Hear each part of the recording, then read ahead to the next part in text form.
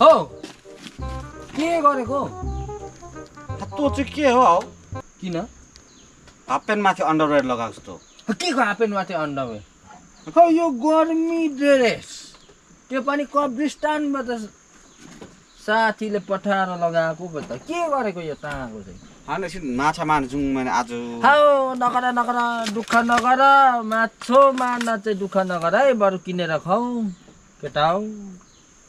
किन हौ अन्त म त रग लाग्छ नि त काबु तिमीले माछा मार्दैन अनुहारले त मार्दैन अनि आउँछ माछा मार्नु हौ म त माछा मार्नु चाहिँ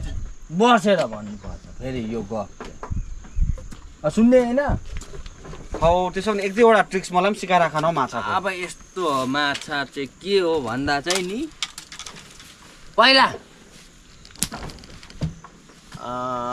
मेरा बाउ पनि जन्मेका थिएनन् होला त्यो समयमा है म खोला गएको हो अन्त खोला जाँदा चाहिँ म माछा मार्नुको लागि गएको होइन खोला पौडी खेल्नु गरम टाइम हो गएको मेरो पारो खोला गएर चाहिँ लुगासुगा खोले हो हाफ प्यान्ट लगाएर बङ्गै पौडी खेल्नु पसेँ खोलामा होइन समुद्र हो अन्त त्यहाँ पसेर भित्र जाँदै थिएँ 15 मिनट जस्तो खोलाभित्रै हराएँ म मेरो पारो तल गएर यसो हेरेको त कालो हुन्छ नि कालो कालो कालो कालो कालो हौ के हो नि त हौ मेरो पारो आत्तेर बाहिर निस्के भरे सोचेको पक्कै यो चाहिँ चिजै हो अब कसैले नदेखेको चिज रहेछ भने भयो नि त मलाई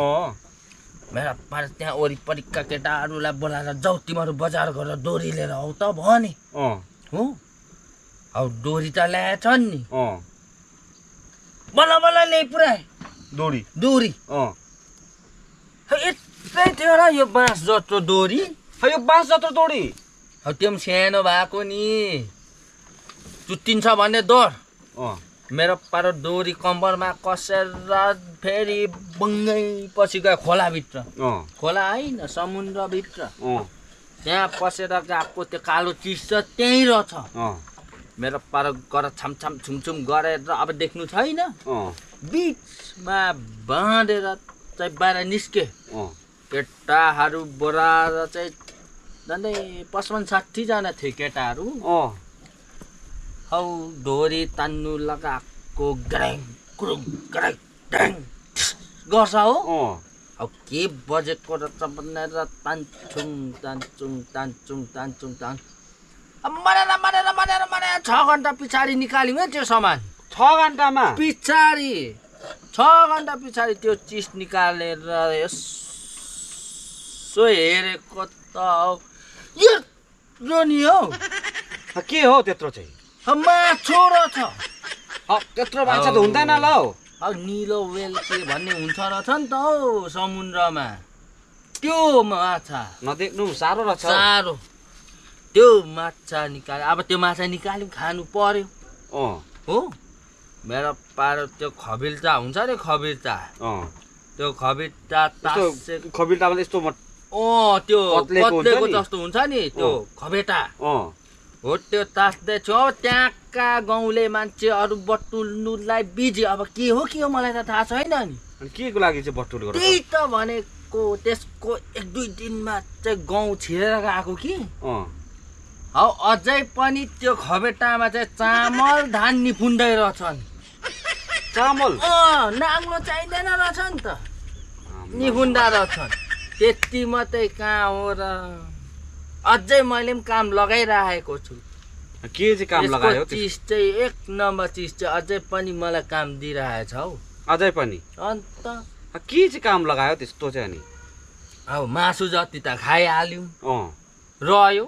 हड्डी काँडा हुन्छ नि काँडा माछाको काँडा हौ त्यो माछाको काँडा चाहिँ मेरो दिमाग अलिक छिटो चल्छ नि त चङ्खे भएर